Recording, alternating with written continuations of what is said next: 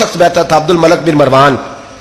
वो वलीद से कहने लगा कि अगर हुसैन आज तुम्हारे हाथ से निकल गए तो तुम्हारे लिए बहुत बड़ा मसला खड़ा हो जाए, इन्हें जाने ना देना, या बैत कराओ या इनसे कहो जंग के लिए तैयार हो। तो इमाम हुसैन रदी अल्लाह तआला अन्हु के कानों में आवाज गई तो फरमाने लगे, इब्ने मरजाना, अगर तेरे अंदर जुर्रत है तो आ सामने हुसैन के, इसके कानों में बातें ना कर, काना फूसी ना कर, बाहर आ मैदान में, शरारत ना कर, बाहर आ, मैं तुम्हें अभी बताता हूं कि हुसैन से मुकाबला करने का अंजाम क्या है। ये कह के इमाम हुसैन बाहर निकले, अपने भाई मोहम्मद बिन अनफिया को बुलाया, अब्दुल्ला बिन जुबैर, अब्दुल्ला इब्ने अब्बास, ढेर सारे लोग इकट्ठे हो गए। फरमाया ये मामला है, अब क्या करना है? तो वो कहने लगे, हुजूर वक्त अभी मुनासिब नहीं है, आप इस तरह करें, यहाँ रुके, हम मक्के से, इराक से, कूफे से लोगों को बुलाते हैं, यहाँ एक बड़ी मजलिस से मुशावरत कायम करते हैं। इमाम हुसैन फरमाने लगे, अगर तुम मुशावरत कायम करोगे तो वलीद और अब्दुल मलक बिन मरवान वो तो जंग करने को तैयार है, और नबी पाक ने फरमाया एक मेंढा होगा जिसकी वजह से मदीने की गलियों में लहू बहेगा। फरमाने लगे, मैं वो बकरा, वो मेंढा नहीं बनना चाहता। कहा फिर आप क्या करेंगे? तो इमाम हुसैन रो पड़े, फरमाने लगे मैं मदीना छोड़ जाऊंगा, लेकिन मदीने की हुर्मत पामाल नहीं होने दूंगा। इमाम अली मकाम आधी रात के वक्त निकले। सैयदा फातिमा का दरवाजा एक उस दिन था जिस दिन हजरत मौला अली कूफे चले गए, और दोबारा आज ताला लगा जब इमाम हुसैन निकले।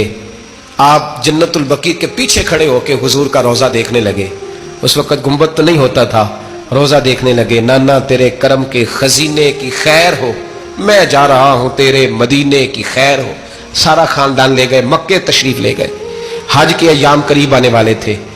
इमाम हुसैन ने वहां लोगों से बातें की। जब इमाम हुसैन वहां पहुंचे तो कूफे से खत आने लगे। कूफा हजरत अली का दारुल खिलाफा था, वहां आपके मुहिब्बीन, प्यार करने वाले ढेरों थे। उन्हें खत लिखे कि हुजूर आप चुप करके बैठे हुए हैं और हमारे ऊपर यजीद मुसल्लत हो गया है, आप अगर मैदान में नहीं निकलेंगे, आप नहीं आएंगे तो हम अल्लाह की बारगाह में शिकवा करेंगे कि कोई हमारी कमान करने को तैयार ही नहीं हुआ। और वो खत 1 2 3 नहीं आए, वो खत इतने थे कि 3 बोरियों में भरे थे इमाम हुसैन, 3 बोरियों में। अब मजबूरी हो जाती है, हक के लिए कई दफा बात करना मजबूरी होती है, अगर नहीं करेगा तो फिर इसको भी कब्र में जवाब देना पड़ेगा। इमाम अली मकाम रदी अल्लाह ताला अन्हु ने मक्के में अब लोगों को जमा किया मशवरे के लिए।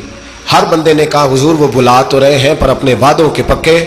कहा हुजूर वो पक्के नहीं, आप ना जाएं। हर बंदे ने कहा हालात ठीक नहीं, हालात ग्राउंड रियलिटी सही नहीं।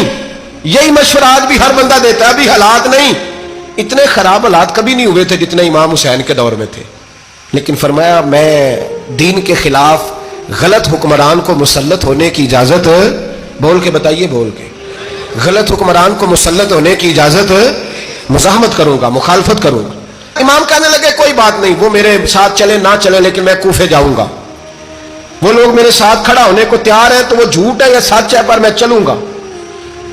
जब इमाम अली मकाम ने इसरार फरमाया तो जो आपके करीबी सहाबा किराम की औलादें थी सारी, ये भी अब बीमारी है। कुछ लोग कहते हैं जी सहाबा नहीं साथ चले, तो मैं कहता हूं अहले बैत नबुव्वत के तो कुल अफराद 21 थे, तो 72 में बाकी औलादें किसकी थी? वो सारी सहाबा की औलादें थी। वो सारे, पता नहीं क्यों इस तरह का फलसफा बयान किया जाता है जिसमें हालात खराब हो। हजरत सैयदना इमाम अली मकाम को जब बहुत ज्यादा कहा गया ना, तो इमाम हुसैन रदी अल्लाह ताला उन्होंने फरमाया चलो मैं एक काम करता हूं, मुस्लिम बिन अकील को भेजता हूं। हजरत अली के भतीजे हैं, इमाम हुसैन रदी अल्लाह ताला अन्हु के चचा के बेटे हैं, हजरत अकील के साहिबजादे मुस्लिम बिन अकील। बड़े समझदार आदमी थे, मामला फहम थे, बड़े जर्री थे। इतना जबरदस्त मशवरा कम लोग देते हैं जितना हजरत मुस्लिम बिन अकील देते थे। उनको भेजा गया कूफे। अब उसमें बड़ी तफसील है, वो अपने 2 बच्चे भी ले गए। जब वो कूफे पहुंचे ना, तो कूफे पर जनाब नौमान बिन बशीर की हुकूमत थी। आप गवर्नर थे और अहले बैत से बड़ी अकीदत रखने वाले, नरम रवैया। उबैदुल्लाह इब्ने ज़ियाद कूफे का गवर्नर नहीं था, ये किसी और इलाके का था। जब आप वहां पहुंचे तो नौमान बिन बशीर ने देखा कि हजरत मुस्लिम बिन अकील आए हैं, तो लोग दौड़े उनकी बैत करने, भागे। इतने लोग जमा हुए कि एक दिन में 17,000 आदमी ने बैत कर ली। कितने बंदे जी? 17,000 आदमी एक दिन आया। अब वो जो इमाम मुस्लिम बिन अकील के वहां नारे लगाने वाले थे, कहने लगे हुजूर ये पहले दिन की कारकर्दगी है, 2-4 दिन में देखिए क्या होता है। 2-4 दिन में क्या हुआ? 40,000 आदमी ने बैत कर ली। अब वो 40,000 बंदा तैयार हो गया। इधर से जो यजीद के वफादार थे उन्होंने खत लिखा यजीद को कि तूने बड़ा नरम आदमी गवर्नर बनाया है और 40,000 बंदा चला गया हुसैन की तरफ। अगर एक आध दिन मुस्लिम बिन अकील और रहे तो जो तुम्हारा गवर्नर बैठे हैं ना जनाब नौमान बिन बशीर, ان کو گورنر ہاؤس سے نکال کے مسلم بن عقیل قبضہ کر لیں گے، تو چپ کر کے بیٹھا ہے۔ یزید بڑا تیز تھا، اس نے ایک آدمی گھوڑے پہ دوڑایا۔ عبید اللہ ابن زیاد ایک اور علاقے کا گورنر تھا، پر بڑا ظالم سا بدماش تھا، بڑا سخت گیر آدمی تھا۔ اس کو کہا کہ تو پہلے ایک صوبے کا گورنر ہے، جا تجھے دوسرا صوبہ بھی دیا۔ اس طرح کار فوری طور پہ کوفے پہنچ اور جا کے مسلم بن عقیل کو گرفتار کر، جو آدمی ان کا ساتھ پھر بھی دے اسے قتل کر دے۔ اس نے کیا کیا، وہ آدھی رات کو آیا، منہ چھپایا، جبہ پہنا، لوگ سمجھے امام حسین آ گئے۔ بہت سارے لوگوں نے اس کے نعرے بھی لگائے۔ وہ چپکے سے داخل ہوا اندر، اور چپکے سے داخل ہو کے اس نے سب سے پہلا کام یہ کیا کہ نعمان بن بشیر رضی اللہ عنہ کو معزول کیا، کوفے کے گورنر ہاؤس پہ قبضہ کیا۔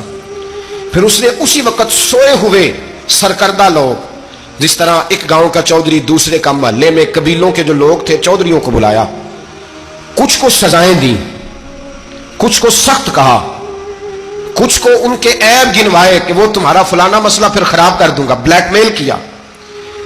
صبح ہونے تک حالات اگر تم نے میرے قابو میں نہ کیے تو یاد رکھنا بڑا مشکل ہوتا ہے حق پہ کھڑا ہونا، بڑی چیزیں لوگوں کو یاد آتی ہیں، اللہ جانتا ہے۔ پہلے کچھ ہوتا ہے، بعد میں معاملہ کچھ ہوتا ہے۔ حضرت مسلم بن عقیل کے ساتھ جس دن عبید اللہ ابن زیاد آیا 40,000 کا لشکر تھا۔ اگلے دن صبح ہوئی، اگلے دن تو یہ حال ہو گیا کہ آپ جب کوفے کی جامع مسجد میں زور کی نماز کے لیے گئے تو 5-7 ہزار آدمی نماز پڑھنے آیا، اور جب مغرب کا وقت آیا تو لوگوں نے چند ہزار لوگ رہ گئے، نماز کی نیت باندھی۔ توجہ کرنا میری بات پہ، ایک مسئلہ بھی سمجھ میں آئے گا۔ لوگوں نے نماز کی نیت باندھی تو حضرت مسلم بن عقیل امامت کر رہے ہیں، ہاتھ باندھے ہوئے ہیں،